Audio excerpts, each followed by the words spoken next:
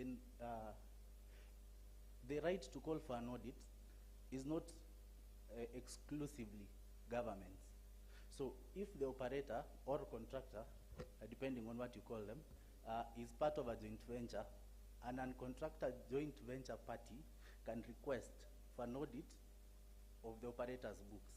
And this will come in handy, especially as part of the recommendations with regards to the measures as government that we can put in place to counter. Yeah, so the second one is that one of the challenges we face is that there is no standard, no process, that is no standard that guides this cost recovery audit process.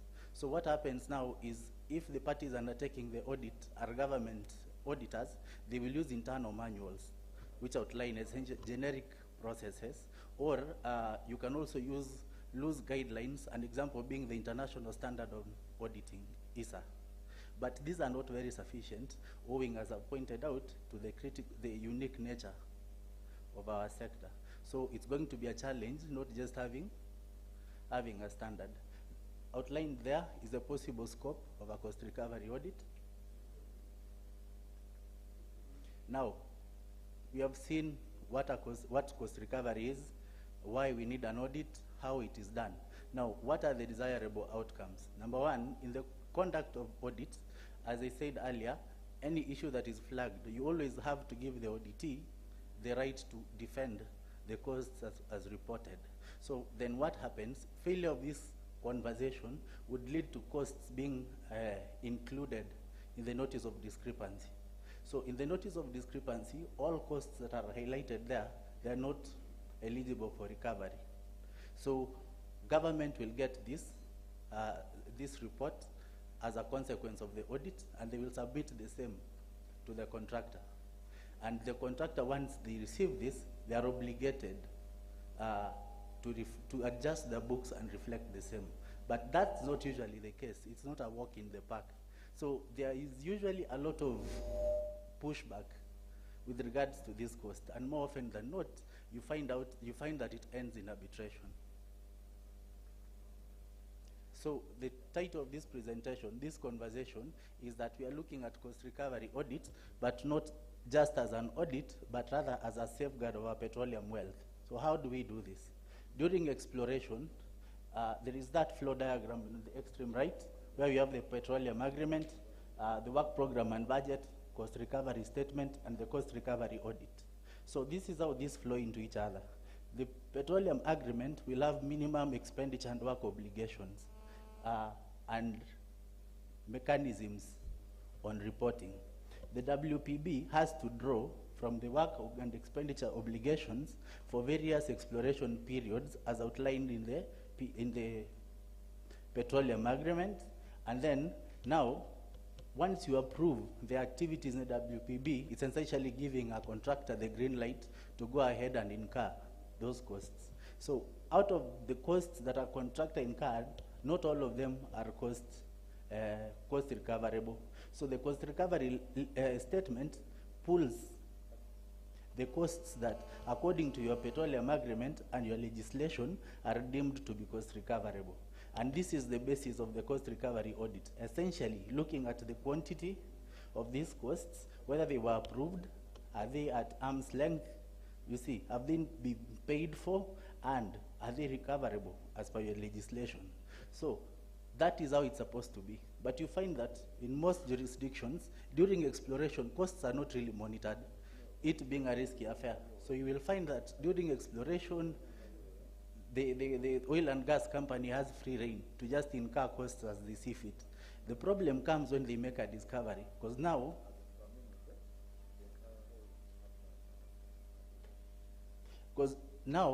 they have to recover. And then is when everyone is panicking and trying to see are these costs exactly as they are reported. So how is it a safeguard? And this is why I said some provisions are very critical. One of them being, I've seen in jurisdictions like Mozambique. So what happens is, if during an audit, willful misconduct is detected and identified and fully supported, what it does is they have a provision of 3 years a window of 3 years to carry out audit, failure to which the costs that are within that period are deemed to be accepted. But even if that window lapses and in subsequent years you flag one misconduct, it opens up the contractor to the possibility of having all the years that they have undertaken activities being scrutinized under cost recovery audit, which is a very critical legislation provision that I will recommend in every jurisdiction. So this is why it's a final safeguard. So we have case studies here. I'm not going to go into so much detail. I'll give an example of Mozambique with those provisions. In 2012, Anadaco reported a cost of $700 million for exploration for that year. The following year, due to lack of monitoring, that cost shot all the way up to 300 billion. Nothing changed. The activities they were looking at were practically the same. But due to lack of oversight and giving a lot of free rein is why we see that cost jumping like that. So what happened later is that in 2015, 16, and 17, and a different audit was done. I think it was sort of a wake-up call. So that audit, in that audit covering an amount of 2 billion, 40 million was flagged. And this 40 million is only for two areas, areas 1 and 4. So other amounts will come once the audits for areas 3 and 2 are conducted. So that's to highlight the benefits of cost recovery audits. Now, there's a good case for Australia, and we were talking about it prior to this meeting. So Australia gives a very good example of one of the most difficult things to detect when it comes to cost recovery audits, which is called transfer pricing. So what happens is, we have Chevron here, went to the States, took a loan of $2.5 billion at a rate of 1.2%. So for reporting purposes, when Chevron came back to Australia, they reported that they had taken that loan at LIBOR plus 4%, which shot up that interest rate all the way to 9 or 10%. So what happened was, later when the ATO, that is the taxation authority in Australia, found out that the company where this loan had been obtained from is related to Chevron, they started to really investigate this particular transaction. So it led to a case that was settled in a federal court with the tax authority being granted $340 million due to that.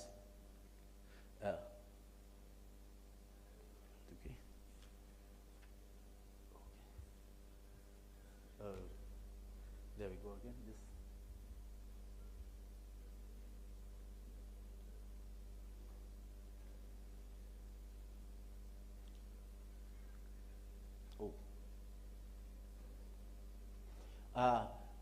I like what the engineer going before me said, that your fiscal terms have to be a balance. If I could give a bad example of that, is this country here. So what they did since 2005, they gradually, one after another, kept giving better terms to oil and gas companies. The impact is that, as we speak, it's one of the lowest it's one of the countries with the lowest tax of government when it comes to oil and gas revenue. And the reason that happened is, a while back there was a lot of, the price was really high. So they were looking at revenues of $250 million a month. So since a lot of money was coming in, there was almost near zero oversight. So taxes were not paid. They just wanted to see the oil being sold and getting as well whatever they can. So what happened is, at the end of a period, I think up to 2017, if you look at what they had obtained as revenue, government revenue purely, versus what the IOCs had taken, they were not even comparable. So what happened was, audits were done, tax audits to be specific, and cost recovery audits. The outcome was the amount of money that these two, the cost recovery audits and tax audits, saved were much larger than what Timor-Leste had gotten as revenues from their share of the production. Then we have Kenya, which has undertaken 2 cost recovery audits. The results are there.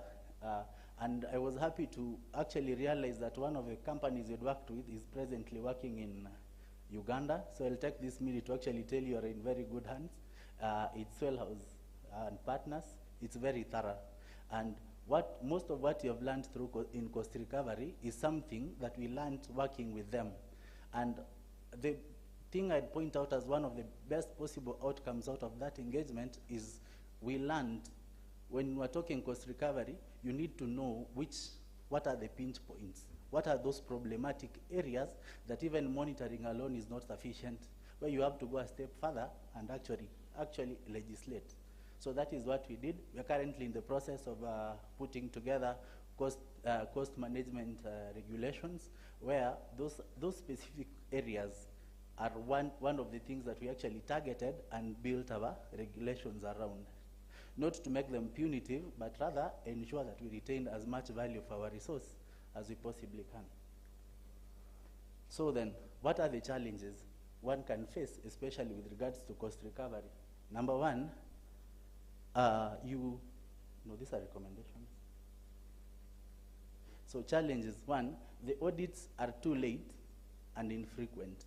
Remember I said, if you're monitoring cost, start with the moment you start exploration in any province.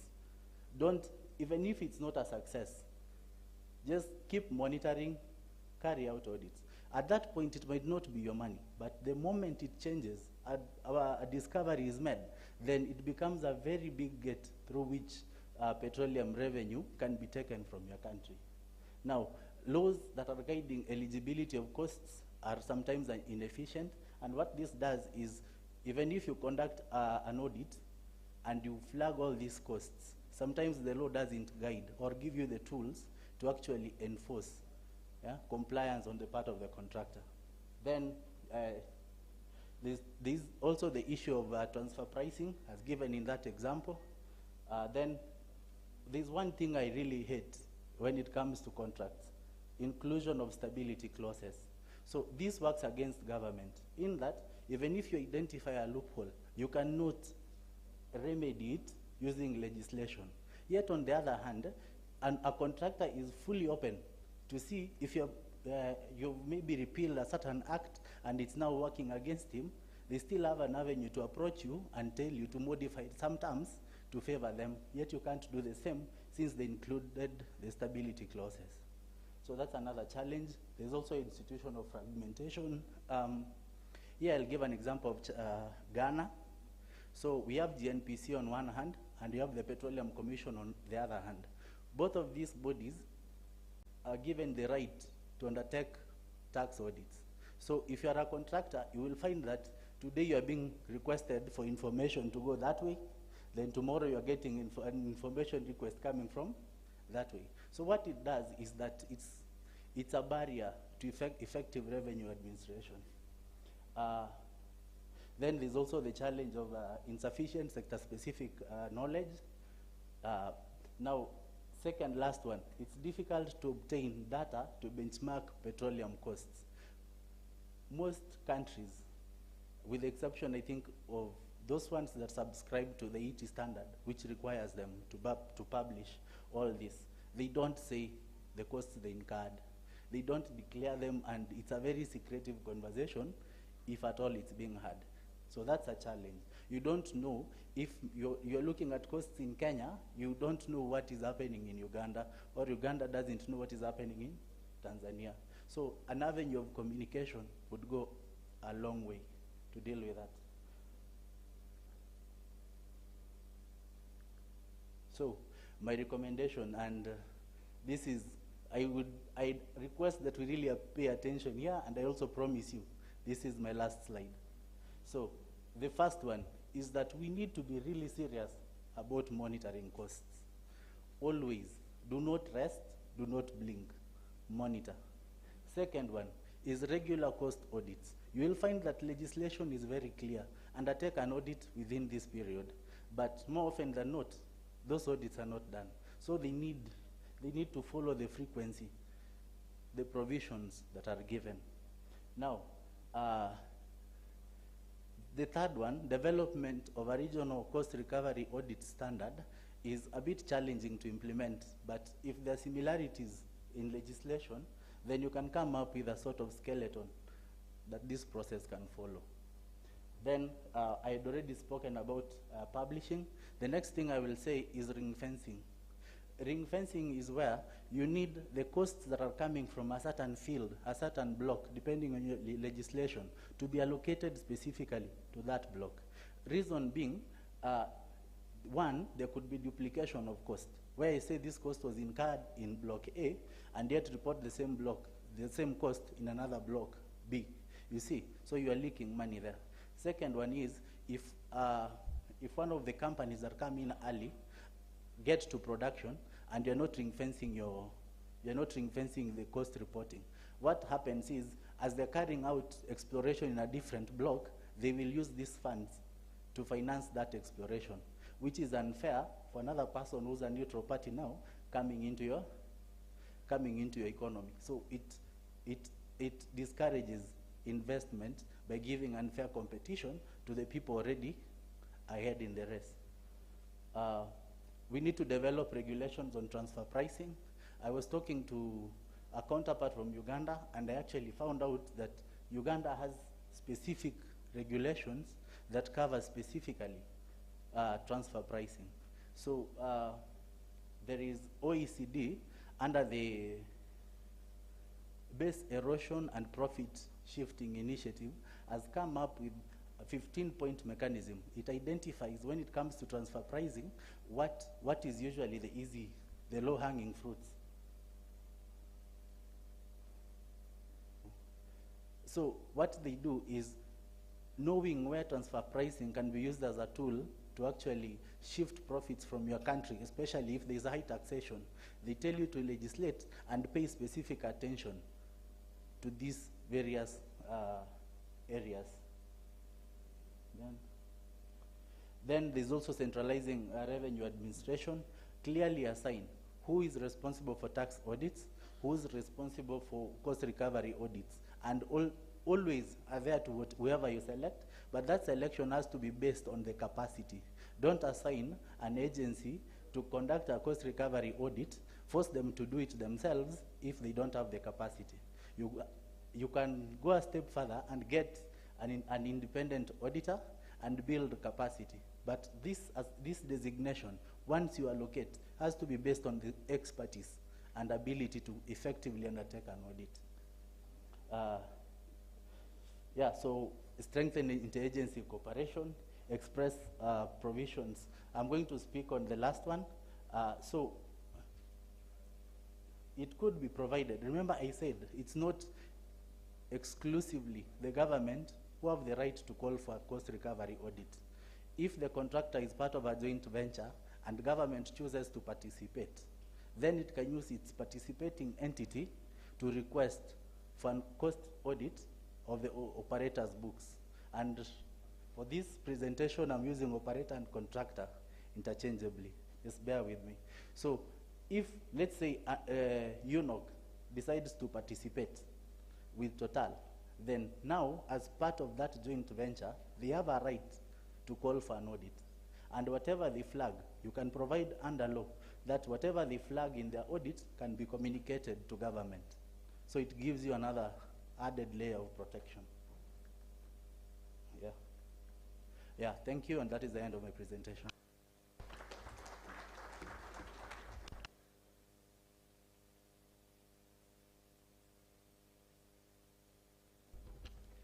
Okay, good presentation from Vincent Hareri.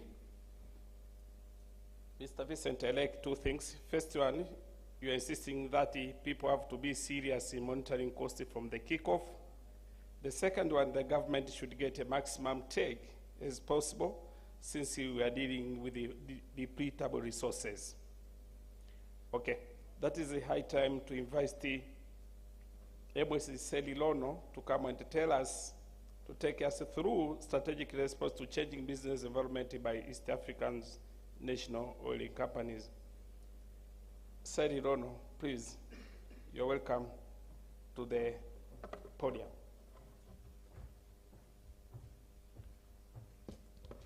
Good afternoon.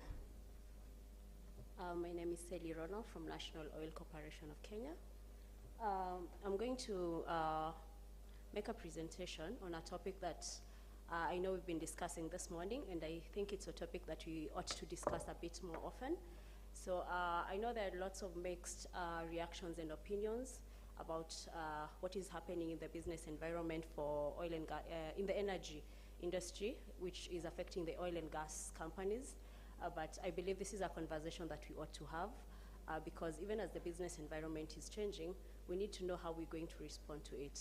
Whether we're going to move with it or move against it, we still need to have strategies that we will use to move in that direction, because our main aim is to have our companies still profitable and having a competitive edge in the energy industry. Well, the oil and gas industry has faced numerous challenges, starting with the COVID-19 pandemic, the Ukraine and Russia war, and recently we have climate change that's posing a threat in the business environment for the oil and gas companies, because now we're having calls for shift to renewables. So basically I'm going to talk about the concept of strategy, discuss what strategy is. I also did a bit of a SWOT analysis. That's just how that's my thinking of the SWOT analysis. So I did one for East Africa's national oil companies, looking at what our strengths are, what our weaknesses are, what are the opportunities and what are the threats in our business environment. Then I'll talk a little bit about what is bringing about the changes in the business environment, talk about strategies that have been adopted by other national oil companies in the world, benchmarking with companies like Saudi Aramco and Petrobras, and then I'll conclude.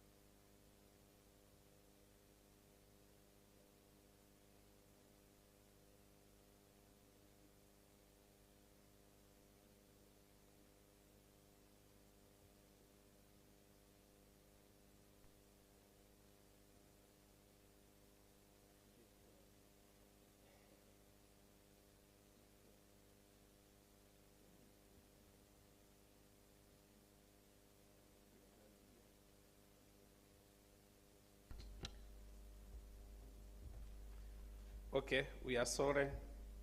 I think the technology has betrayed us, but I bear your patience. I think we do expect it soon. It is going to happen. Okay, Sally, you're welcome. Thank you, and sorry for that.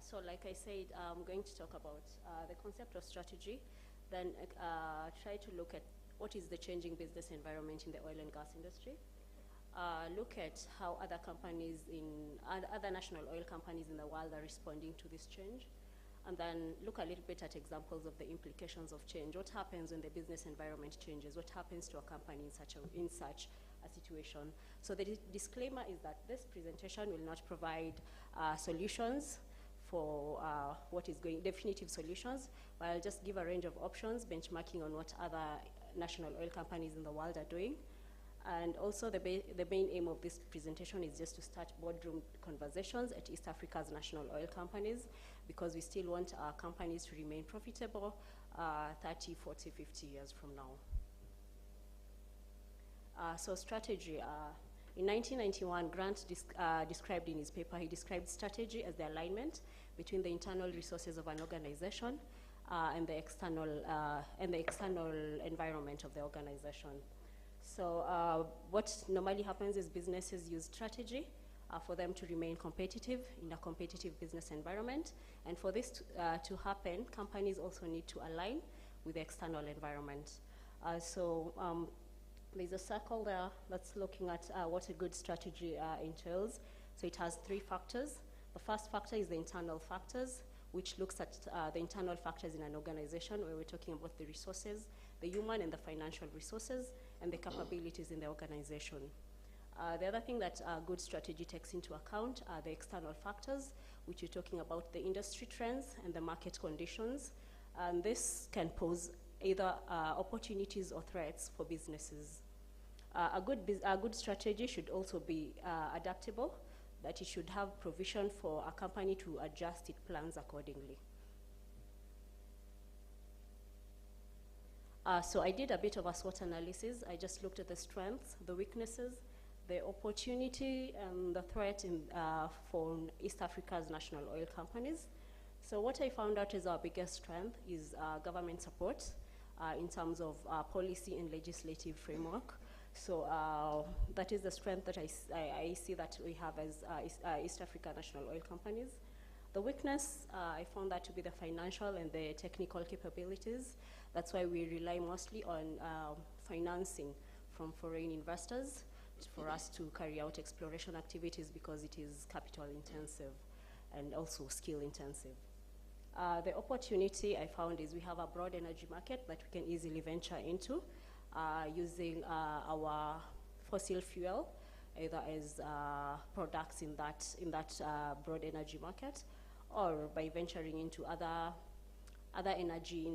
energy sectors which we can utilize our capabilities in the oil and gas sector for. The other thing I found as an opportunity is the petrochemicals, which is what we can do with our fossil fuel. We can have petrochemicals, which is a wide market.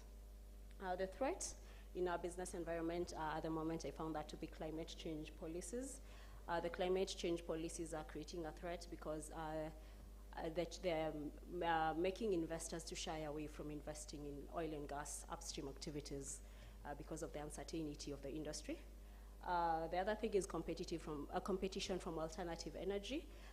We see the geothermals and other renewables or clean energy coming up, and they're being given a wider platform than the oil and gas, than the fossil fuels, especially if you go to energy-related and broad energy conferences. Most of the time, you'll just hear them talking about geothermal renewables, and very little is mentioned about fossil fuel. In fact, it's like it's a crime to mention fossil fuel in such conferences. So what is causing this change in the business environment? So there's the global environmental concern that is being brought about by air and water pollution. Then there's that is causing a demand for clean energy, and also a demand for upstream operations to be decarbonized. And what that has led is to the Paris Agreement that seeks to ban fossil fuel production by 2050. We've also seen other countries ban the issue of new permits to companies that want to invest in the exploration of oil and gas. The other thing that's causing a change in the business environment is technology. So we're having improved efficiency in renewable energy. So what we've seen is a number of electric vehicles, and when I move to the next slide, I'll show you our statistics by International Energy Agency that shows the number of electric vehicles that have been bought and how they're increasing, and the projection as by 2030, but that's global, it's not for Africa, it's just global. We've also seen the story of green hydrogen engine. We've heard of startups there was a plane, there was, I think, a ship also. So that's also gaining popularity. And what that is doing is it's changing the market dynamics. So where we're having consumer behavior responding to things like electric vehicles because they've heard that they're maybe more efficient, fuel is expensive, you'll spend less if you're using electric vehicles and stuff like that.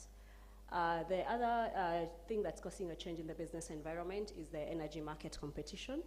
So what's happening is we've witnessed banks cutting off funding to upstream oil and gas investments. And we've seen lots of call for funds for people who want to invest in renewable energy. And being organizations that depend mostly on investment from foreign investors, then that's proving as a challenge for us since we're just starting out our production and our development and production activities, and we require that funding. So what we've seen is we have World Bank, HSBC, and a few other banks. They announced a total ban for new funding for oil and gas upstream activities. And then we've had also other banks decrease their financing to oil and gas. So I'm going to show you. This one to your right, to your right is something that I got from Banking on Climate Chaos 2021 report. So this one shows the number of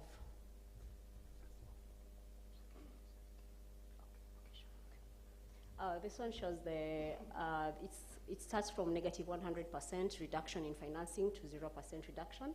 This other one is for electric car sales statistics, showing how fossil fuel had a very large market, then electric vehicles are coming in, and by 2030 there's a projection that we'll have electric vehicles and hydrogen engines. Okay. So what are the strategies that I saw by benchmarking from other industries? So first is the diversification strategy. So what we saw the Norwegian national oil company Statoil rebrand to Equinor to show its investment in broad energy, just to remain competitive in the industry. The other thing is other oil and gas companies, national oil and gas companies are also, in addition to investing in fossil fuel, are also investing in renewables, like what Petrobras is doing. The other one is taking advantage of technology to invest in things like carbon capture, utilization, and storage, which is something that is being done by Saudi Aramco and Equinor. Then there's the emission reduction in upstream operations by maybe cutting down on methane flaring and looking at other operations of decarbonizing the upstream operations. The other one is to invest in R&D using natural gas, turning natural gas to electricity, LNG, green hydrogen, and petrochemicals. And I think this is something which is good because Tanzania has a lot of natural gas. So our type 3 kerogen or our gas-prone source rocks are not supposed to be a curse, but a blessing for us if we're looking at that. So what are the implications of a changing business environment? So I'm going to look at two companies. So I'm going to look at Yellow Pages. They used to have directories on paper. And when the digital era came about, they digitized their space in 2019. And they have a website now where you can get contacts, and they report that they're thriving in the business space, and they have millions of people visiting their website. I'll also look at Nokia, where in 2007 they had 50% of industry profits. But when the era of smartphones came, they thought that people are more interested in the hardware and the QWERTY keypads, and they delayed the transition to smartphones and software and apps. And by 2013, they had 3% of smartphone market, and eventually they sold the company to Microsoft.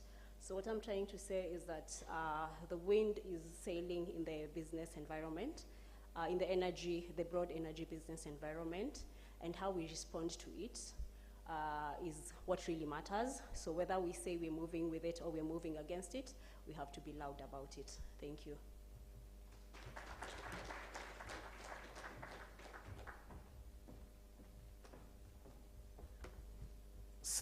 Thank you, Sally.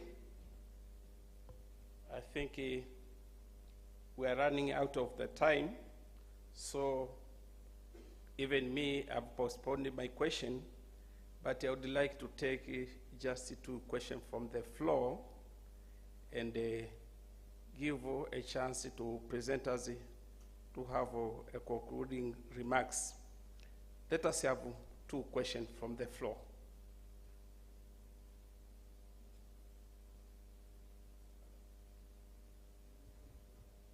Any question? Any question? Okay.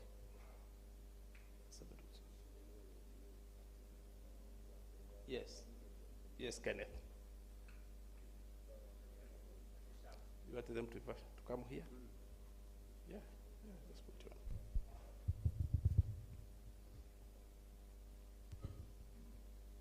on. Okay, Kennedy. Thank you, moderator. Kenneth Katonga from TPDC. Question to the contributor that was talking about cost recovery. There's a point you made about ring fencing. Would be interested to hear your thoughts on that. From an investor's perspective, ring fencing is always seen as a way to incentivize more spend because they're able to cost recover and be more efficient with their capital. From a regulator, clearly, it's the other way around. And I know you talked about ring fencing at a block level, but would you advocate for ring fencing at a field level, for example? Okay, that is the first question from Kenneth from TPDC. Okay, another question? Okay. Mr. Halfan.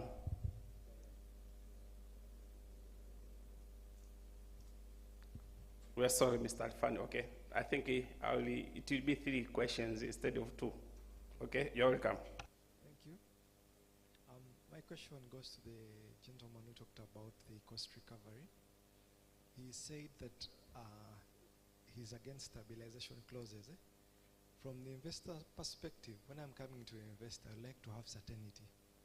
On the other side, if you take out the clause, government can come and legislate against something they have seen.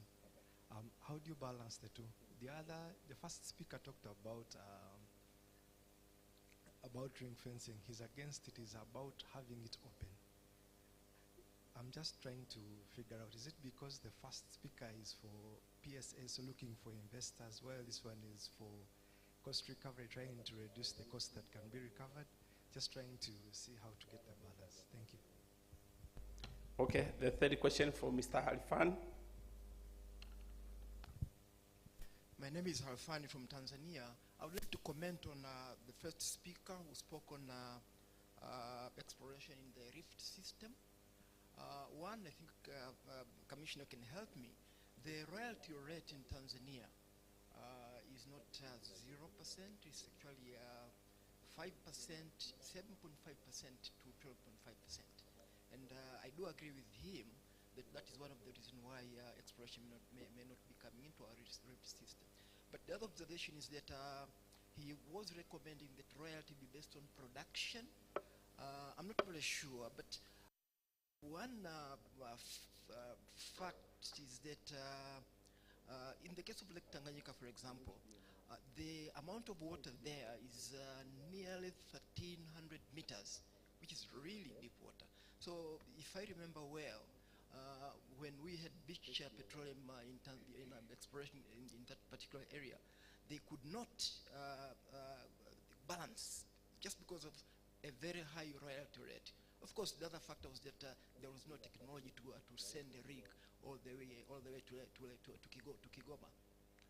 So I think we should also be cognizant of that. He gave the example of Angola, for example. Yes, Angola do have a 0% royalty rate, but that is for ultra deep exploration. Thank you. Yes, good observation. I think it is high time for presenters to come on the respond on the posed questions. Please, presenters.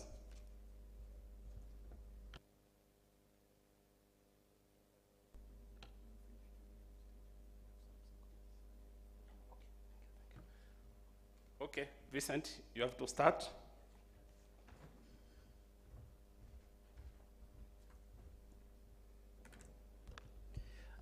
Thank you, Kennedy, for your question.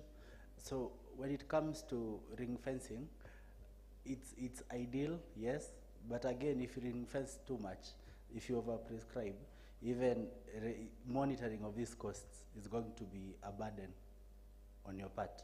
So the balance I would recommend is, if you look at, I take the case of Uganda. Uganda, you have a field development plan that is field-based, but you have an overarching field development plan that shows how these fields link to each other. So if these fields are in the same block, you have to also give the oil and gas company some leeway, discretion to incur these costs. So you can, and this is my recommendation, what you can do is you can ring fence the block and leave it to their discretion to incur these costs within the block from one field to another. Does that answer your question? All right, thank you. There's a gentleman, I think from back there, who was asking whether my presentation and Engineer Wilson's coming before me are contradicting each other. No, and this is the reason, and I believe you will chip in when you take the podium. So, on his part, I think, if I got his message right, is that you need to strike a balance. Make your fiscal terms both attractive to the investor and also beneficiary to you as a host government.